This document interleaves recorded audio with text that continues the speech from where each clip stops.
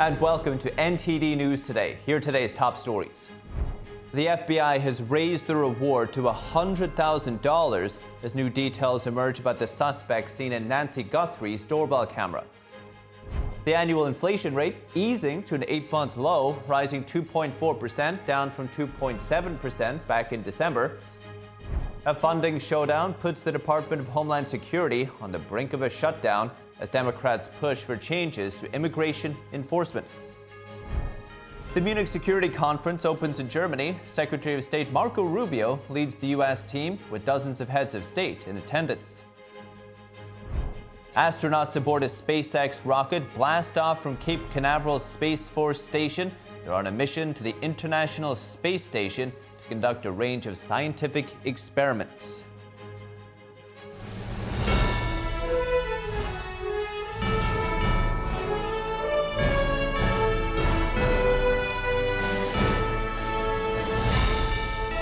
This is NTD News Today, live from our global headquarters in New York City.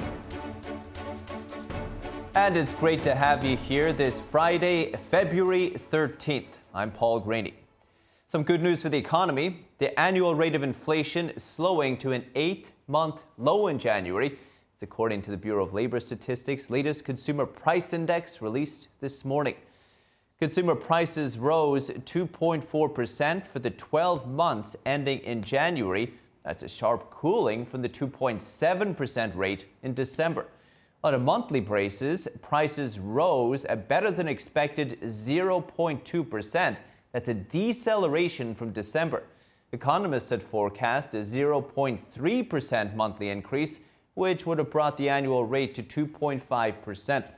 The core CPI gauge, a closely watched measurement of underlying inflation that excludes volatile food and energy prices, also saw its annual rate of inflation ease. Core CPI slowing to 2.5%, which marks its lowest rate since March 2021. That was right before the pandemic-era inflationary spike. Bad memories. And now there are new details about the suspect seen in Nancy Guthrie's doorbell camera footage. The FBI describes the man as having a height of 5'9" to 5'10", with an average build. The FBI has increased the reward to $100,000 for any information leading to the recovery of Nancy Guthrie. Here's more. New details from the FBI about the person they're seeking in connection with the disappearance of Nancy Guthrie. After using specialized equipment to analyze the scene, the FBI now believes that the individual is approximately 5'9" to 5'10" tall, with an average build, and gives us a better look at the type of backpack they say the suspect was carrying. The height and the backpack are very good clues. And what the FBI will do is they'll start with the realm of the possible. How many of these backpacks were sold, when they were sold. Also, a public plea from law enforcement to the community surrounding Nancy Guthrie's home. Check your surveillance cameras. Asking neighbors within a 2-mile radius for any video from January 1st to February 2nd to look for any vehicles or people that look out of place. This is a targeted kidnapping. That person didn't just show up there that day and wonder, geez, will she be here? Will she be at home?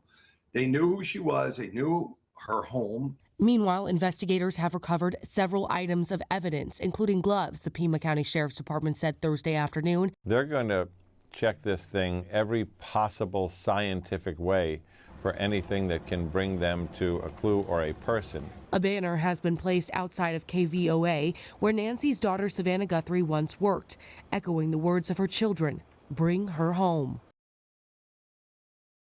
And now in other news, the Department of Homeland Security is almost out of time. Democratic senators blocked the funding bill for it yesterday. NTD's Daniel Monahan has more on that, plus reactions from lawmakers. All other government agencies have been fully funded through September, but money for DHS got held up after Democrats demanded reforms in its immigration enforcement operations. 52 senators voted to advance a full-year spending bill, not enough to overcome the 60-vote threshold, while 47 senators opposed it. Senator John Fetterman broke ranks with his party to support the measure. Fetterman says shutting DHS down has zero impacts for ICE, which he says already has $75 billion in funding from the Big Beautiful Bill. So what it will impact is that we'll shut down important parts of DHS, whether that's FEMA, whether that's the Coast Guard. The deadline to fund DHS is actually tonight, but Congress is off all next week for the President's Day holiday. Many senators left after casting their final votes for the week. GOP leader John Thune vowed to call them back to Washington if Democrats strike a deal with the White House. Thune says Republicans made concessions in the bill, speaking on Fox News. It was a bipartisan bill, had reforms in it. It had body cameras in it, it had de-escalation training in it. It had more oversight of ICE activities in it. These were reforms that the Democrats had requested, agreed to, and then walked away from. Nearly all DHS workers will remain on the job, but many won't get paid until Congress passes a funding bill. I don't think it's good politics for anybody, particularly when their message they're sending right now is we're okay with defunding law enforcement, we're okay with defunding the police. Democrats explain their position. Funding for ICE and the Department of Homeland Security should not move forward in the absence of dramatic changes that are bold, meaningful, and transformational. This vote today asked a simple question. Will you rein in ICE's abuses, or will you vote to extend the chaos? Their demands include stricter use of force standards, clearer identification for DHS officers, judicial warrants, and limits on what they describe as racial profiling. Other agencies that would be affected by a shutdown include the Transportation Security Administration and the Secret Service. Daniel Monahan, NTD News. So as the Department of Homeland Security moves toward a possible shutdown, Secretary Kristi Noem is making a case that its funding must be continued. In San Diego, touting the department's efforts to stop hundreds of thousands of pounds of lethal drugs from entering the U.S. Here are the details. Secretary of Homeland Security Kristi Noem highlighting what she says the Trump administration has done to make America safe again. We got everybody? Noem speaking to the press in a San Diego vault she said contains more than 1.7 billion lethal doses of seized narcotics. The vault that we've toured today holds 188,218 pounds of seized illicit drugs. Noem saying under the second Trump administration, fentanyl trafficking alone has dropped by 56%. But also right here in front of you, just in this bin in front of you, you see enough lethal doses of fentanyl that would kill 10 million Americans. Noem also says Border Patrol has released 0 illegal immigrants into the U.S. for 9 straight months. We're concerned about the Department of Homeland Security not being funded. In fact, I think it's the wrong message to send to the world at this point in time. Democrats are demanding better identification for ICE agents and other changes to immigration enforcement, including the use of judicial warrants. When you think about it, every other portion of the federal government has been funded except Homeland Security.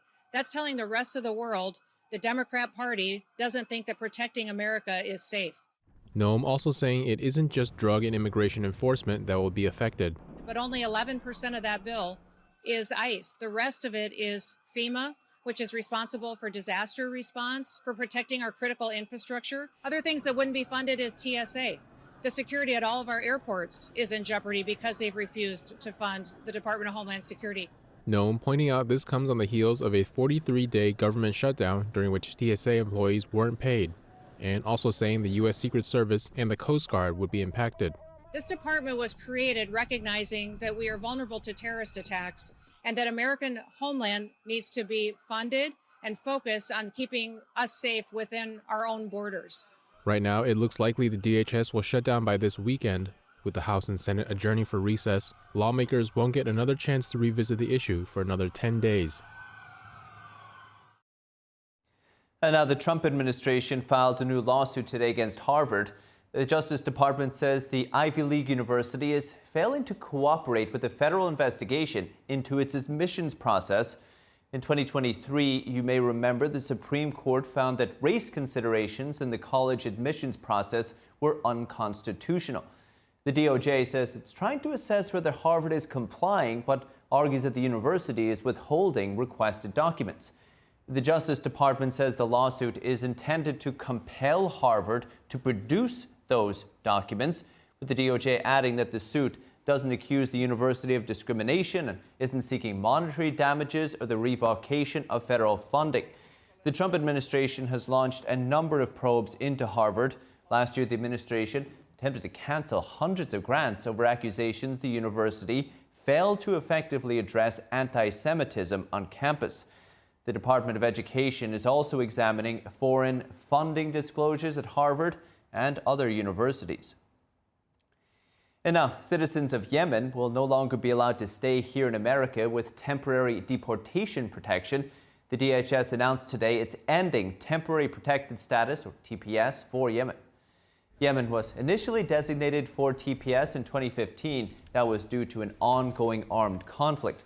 Now, TPS allows people from countries affected by natural disasters, wars, or other serious problems to live and work here in America. But DHS Secretary Kristi Noem said allowing Yemen beneficiaries to remain in the United States is contrary to national interest. She added, quote, TPS was designed to be temporary, and this administration is returning TPS to its originally temporary intent. Citizens of Yemen who don't have other lawful reasons to be here in the U.S. must leave within 60 days. The DHS warned it will arrest and deport those who remain unlawfully in the United States. And now the 62nd Munich Security Conference opens today in Germany. The gathering brings together top political and defense leaders from around the world, with Secretary of State Marco Rubio leading a large American delegation. German Chancellor Friedrich Merz delivered the opening speech.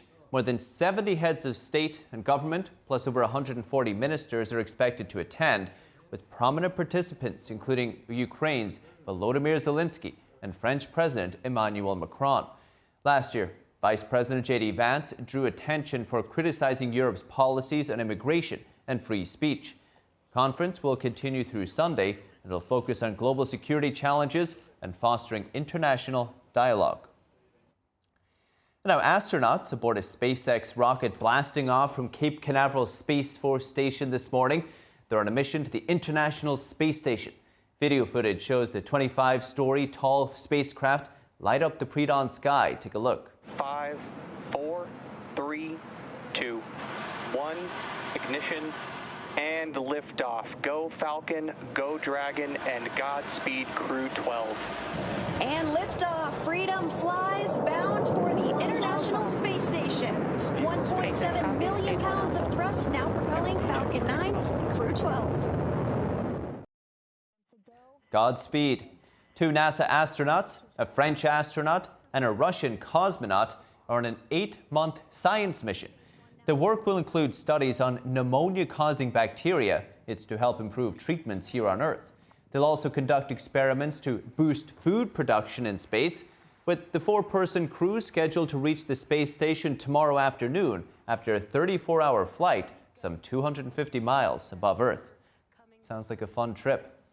And now President Trump was talking to the media before departing the White House just moments ago. Let's take a listen. Low inflation, we brought costs way down, and the numbers were surprising, except to me, they weren't surprising. So the inflation numbers that just announced, as you know, are way down, and we have it back in track. We had the worst inflation in the history of our country, and now we have very modest inflation, which is what you want to have. President, are you anticipating?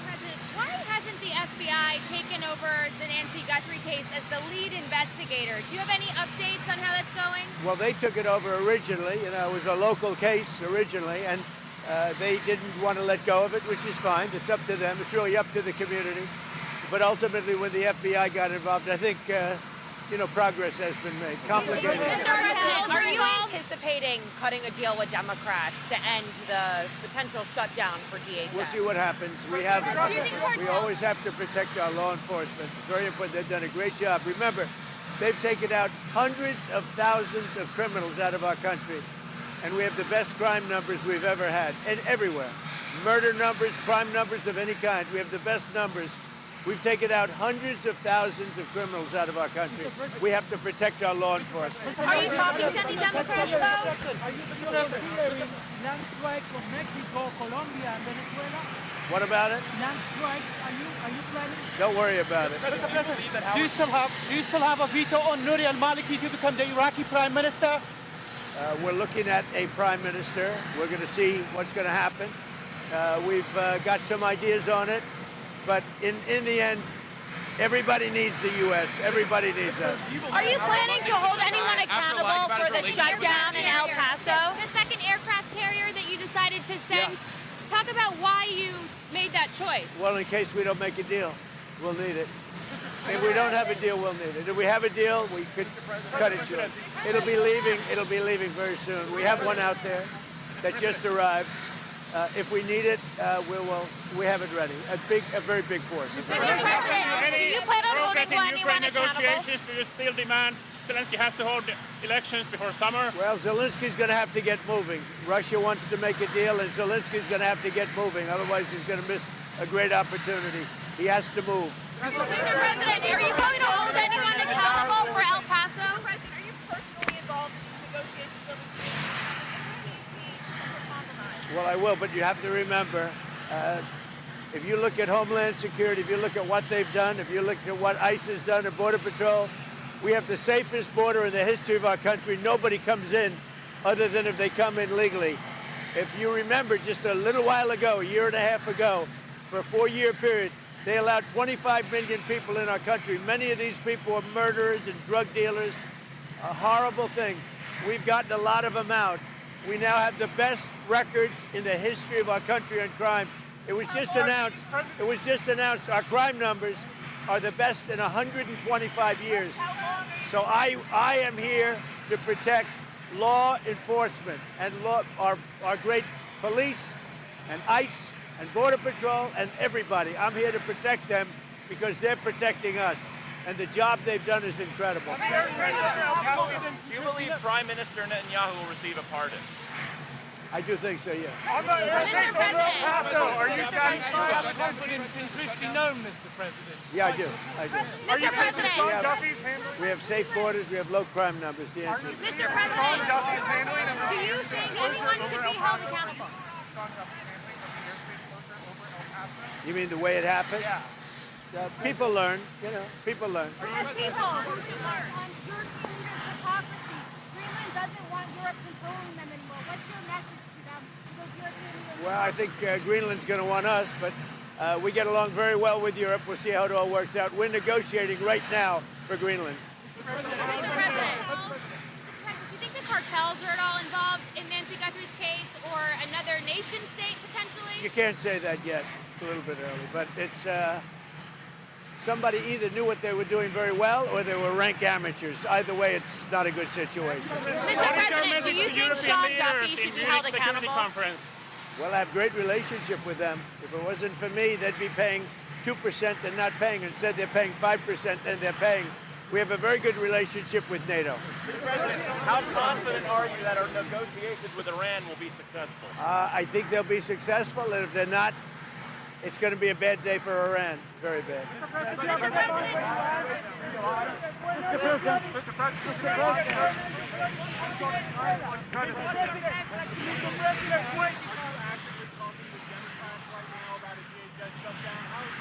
We're talking, but, we have to protect law enforcement. ICE has done a phenomenal job. Border Patrol, we have a closed border for the first time in history. We have to protect law enforcement, our police, our Border Patrol, ICE, and others in law enforcement. And I'm very much, look, I know what they want. I know what they can live with. The Democrats have gone crazy. They're radical left lunatics. That's why their cities are so unsafe. The blue cities are the cities that are unsafe. So we have to protect our law enforcement.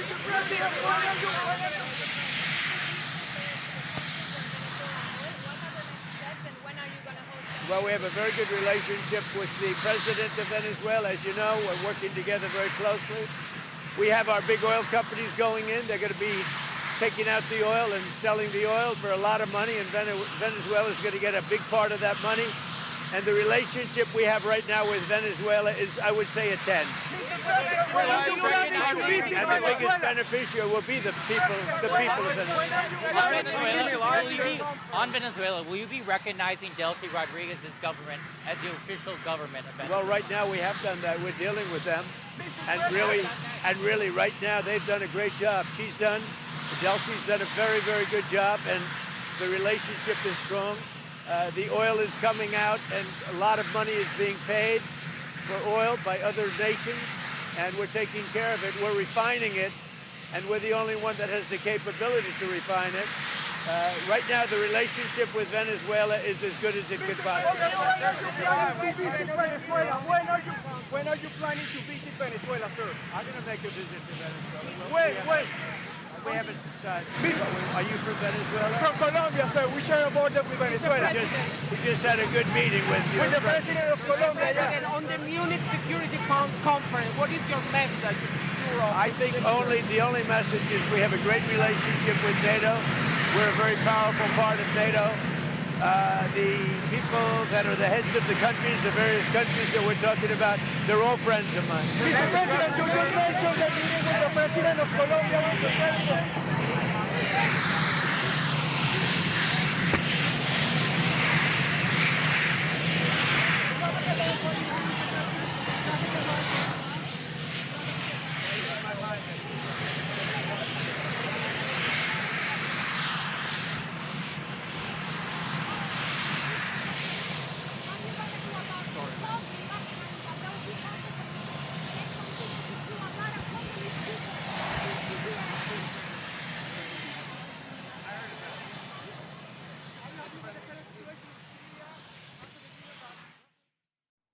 And that was President Trump leaving the White House just earlier today. He spoke on inflation and crime numbers. He says they're way down. He also was asked why the U.S. is sending another aircraft carrier to the Middle East. He said it's being sent there in case Iran does not make a deal. Now, after the break, former CNN anchor Don Lemon is due in federal court today. He's going to enter a plea. He faces criminal charges after live streaming protests inside a Minnesota church just last month.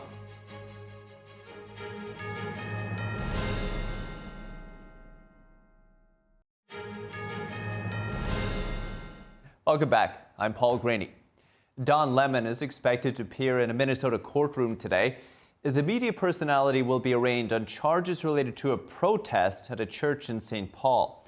Prosecutors say he was part of a takeover-style attack where protesters entered the sanctuary during a service. He's going to face 2 federal charges related to violating First Amendment rights. Lemon, though, insists he was only covering the protest and didn't participate. He has vowed to fight the case. We'll keep you updated.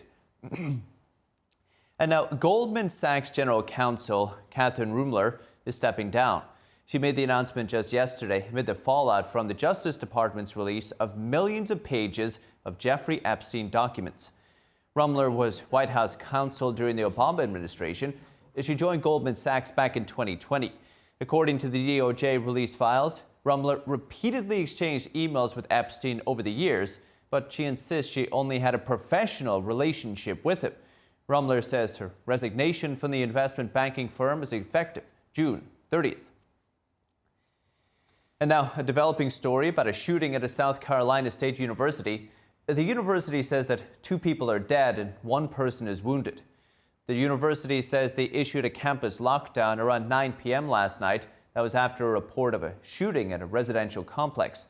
University officials haven't confirmed the victims' identities or the condition of the person wounded. The university canceled all classes today and said that the state law enforcement division is investigating the shooting. The university lifted the lockdown at about 5 a.m. today. And now, federal prosecutors in Chicago have indicted 2 foreign nationals in a $10 million health care fraud scheme. Authorities say the pair used fake labs and medical equipment companies to submit false Medicare and private insurance claims. The claims were for services that were never provided. The defendants are originally from Pakistan. They allegedly used personal and provider information without consent to support the fraudulent claims. One is also accused of laundering the scheme's proceeds and sending the money overseas. 3 co-conspirators have already pleaded guilty, with officials saying the fraud took money intended for seniors and disabled Americans. They vowed to continue cracking down on healthcare fraud, with court dates have not been set just yet. And now the state of Utah making a major move to protect itself against the Chinese communist regime.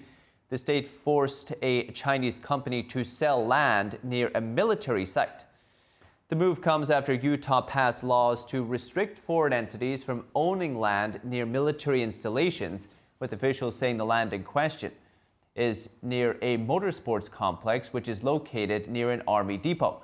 They say this is the first forced divestiture of land by a Chinese company in Utah as a result of state law. The names of the Chinese company and the U.S. buyer have not been disclosed.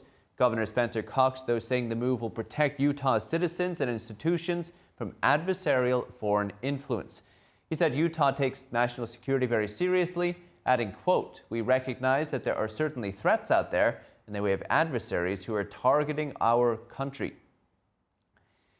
And now coming up, the U.S. and Taiwan strike a major new trade deal, cutting tariffs, expanding market access, and boosting American exports. What's in the agreement and what happens next? Coming up.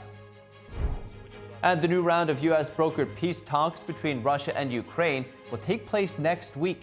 We have more details on the efforts to end the war.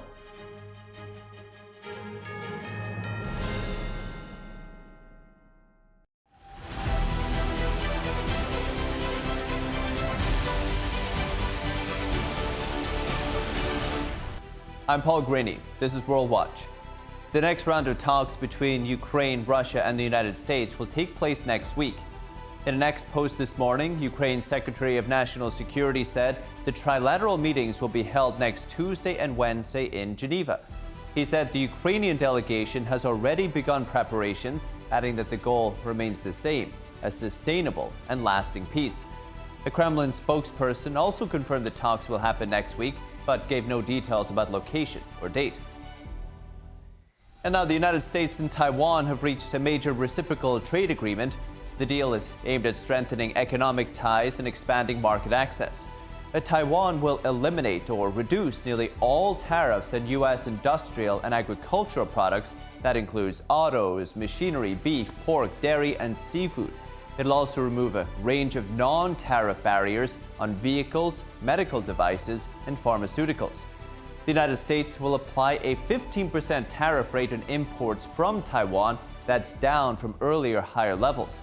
Taiwan has also pledged to significantly boost purchases of U.S. goods all the way through 2029. That includes energy, civil aircraft, and power equipment. The deal now awaits approval by Taiwan's parliament. Japanese authorities say they seized a Chinese fishing boat. The boat's captain was arrested after allegedly refusing an inspection. Officials say the Chinese national ignored repeated orders to stop inside the country's exclusive economic zone, with the government spokesman saying enforcement against illegal fishing will continue with what he called firm and resolute stance. China hasn't yet issued an official response. The arrest comes amid heightened tensions between the region's two largest economies. And Secretary of State Chris Wright visited a Venezuelan oil field today with Venezuela's acting president, Delcy Rodriguez. They announced cooperation focused on oil and energy, as well as a focus on diplomacy.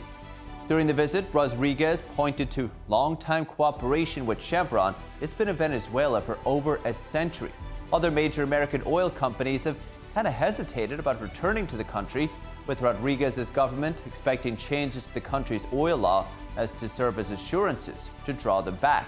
The new law grants private companies control over oil production and sales, ending a state-controlled monopoly. The policy also allows for independent arbitration of disputes. The visit follows dramatic shifts in U.S.-Venezuelan relations after U.S. forces captured President Nicolas Maduro in early January. French police have arrested 9 people in an investigation into a Louvre ticket fraud ring.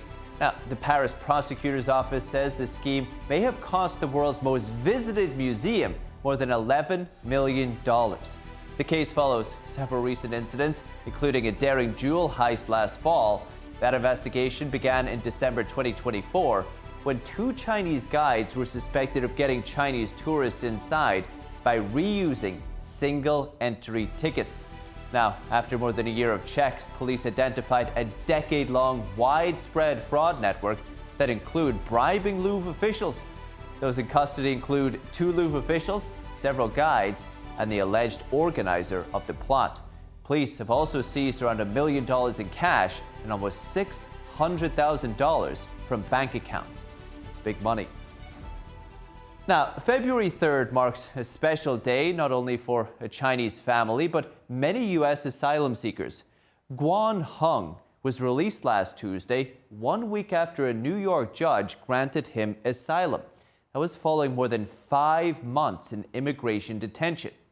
He's a whistleblower who documented evidence of Beijing's human rights abuses against Uyghur Muslims in the XinJiang region. Guan sat down with NTD's Flora Hua less than 48 hours after his release to unpack his journey. Let's dive in. This is Guan Heng. He was born in China and lived there for more than 3 decades. So what drove him to flee from his home country? It all started in 2020 when Guan traveled to China's XinJiang region on a secret mission. So what prompted you to go to XinJiang? Let's start from here. I read some reports on China's persecution of Uyghurs. Given my understanding of the Chinese regime, and as an ordinary citizen whose freedom of speech is restricted, I was sympathetic for what they were going through. I thought, all right, I could use my videos to provide testimony for their situation. Most of China's Muslim minority, the Uyghurs, live in the XinJiang region of western China. The US and UK have accused China of genocide targeting Uyghurs. 1 million people have been reportedly detained in XinJiang in nearly 400 so-called re-education camps. Beijing blocks foreign media from reaching the public, but Guan says he started bypassing censorship over a decade ago. In 2020, a BuzzFeed report on Uyghur persecution caught his eye. Having visited XinJiang the year before, he was struck by the strict controls and heavy police presence there. The report made me think maybe I should go back and make a video about this. Driving through the locations marked in the news report, Guan found that some of the largest are in Urumqi, the biggest city in XinJiang. You said these places look like detention facilities. Can you tell us what features made you think that they were detention camps? Many of them are located in Urumqi city. These sites had no names or signage and were under heavy security. There was a school with barbed wire on top of the walls, very unusual. What's more, some of the facilities Guan saw in person aren't even documented on Chinese maps. From what I remember, along that stretch of Gaoqiao Road, there was a massive camp. You can't find it on maps at all, but from the outside, it looks like any other prison. Guan recorded extensive footage and safely returned to his hometown in central China. The idea of publishing it, however, carried serious risks. At the time, I understood very clearly that if I published the video while I was still in China, I would definitely be arrested. That wouldn't just put my personal safety at risk, it would also erase everything I had filmed. And especially this film, no one would ever be able to see it. That was an outcome I simply couldn't accept. So he decided to leave China. After traveling through several countries in Latin America, Guan eventually crossed the U.S. southern border into Florida in 2021 and applied for asylum. Media and human rights groups say Guan's significant findings provide long-sought, on-the-ground evidence supporting claims of the regime's abuses. Meanwhile, across the Pacific, Guan's mother told me the family faced a coordinated campaign by the CCP months after he released the videos in the U.S. Police interrogated his father and close relatives. At the same time, officers raided Guan's apartment and confiscated his computer. She says the CCP is closely watching Guan's trial. On the 17th, I received a text message from Guan's father saying that the police had summoned him again. A national security officer took him to their office and asked him some questions, saying, "We know everything about your son in the United States. He's now going to be sent to a third country. We will eliminate Guan's household registration." Another twist for Guan came last year when ICE agents arrested him over illegal entry. He was initially in the process of deportation to Uganda, but his case quickly garnered attention. The House Select China Committee sent a letter to the Department of Homeland Security urging for Guan's release. 2 weeks ago, a New York immigration judge granted him asylum, citing well-founded fear of returning to China. Looking back, I asked him whether he regretted visiting XinJiang and publishing the videos. No. From the very beginning, the reason I made videos was to do something more meaningful, something more significant than just filming my own life. And that's how it's always been.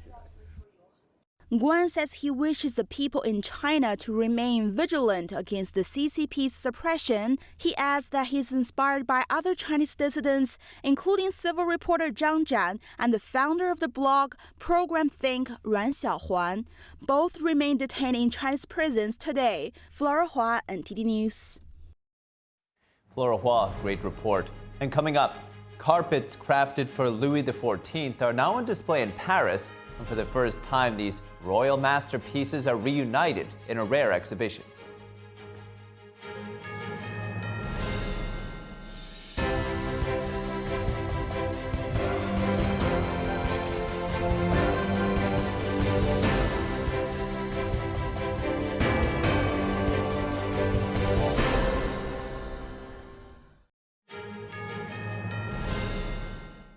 Welcome back. I'm Paul Graney.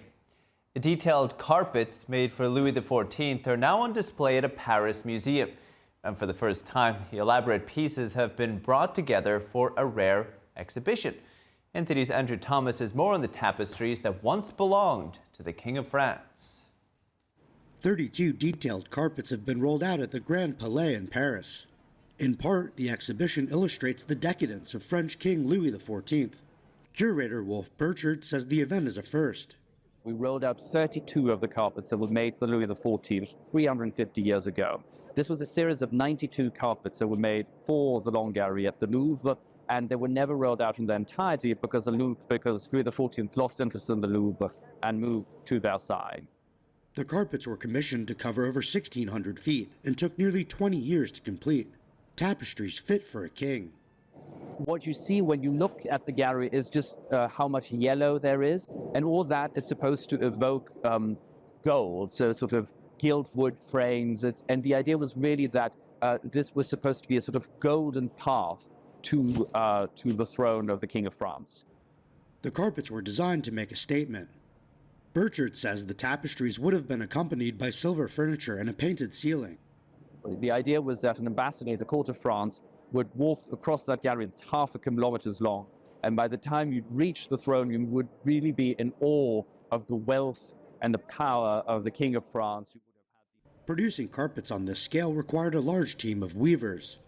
Burchard explains how each carpet has its own story to tell. And this one on the subject of love is particularly well preserved. It was in the office of the President of France at the Élysée for several decades.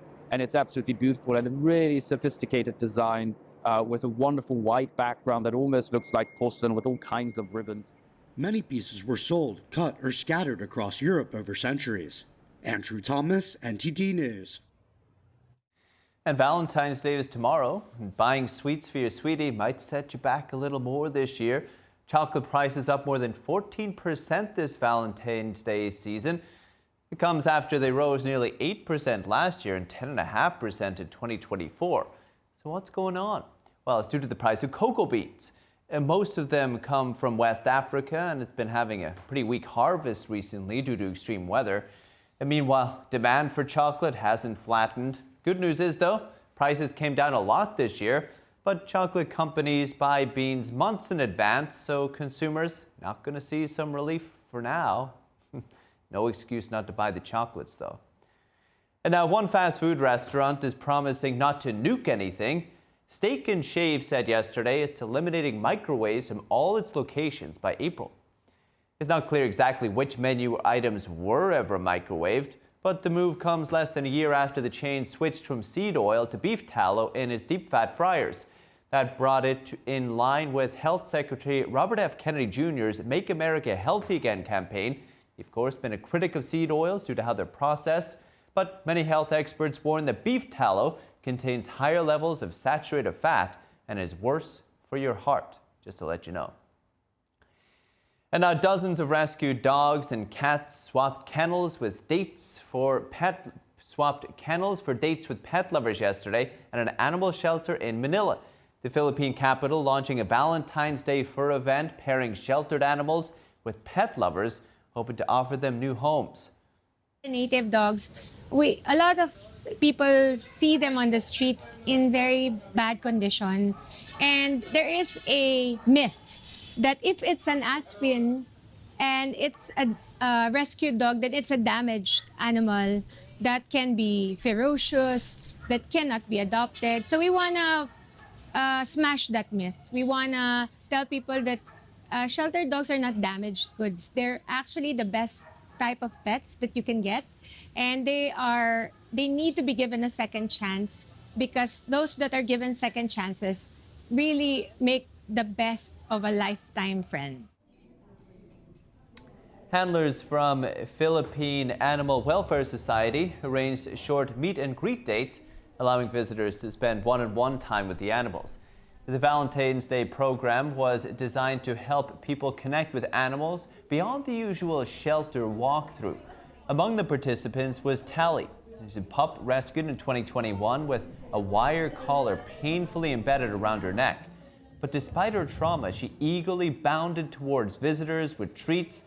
For the shelter, the dates may last only minutes, but for the animals, organizers hope they lead to a lifetime match. Here's hoping.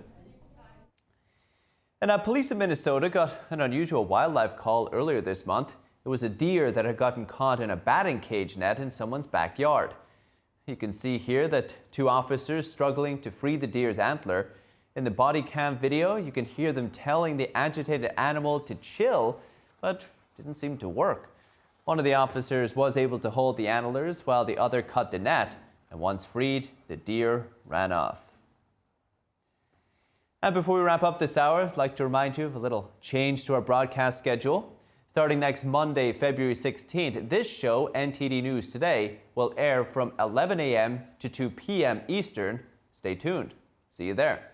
And as always, if you have any feedback in the show, maybe you'd like to see us cover something in particular, got a tip for us, send us an email, news.today@ntd.com. We'd love to hear from you. I'm Paul Graney. Thanks for watching.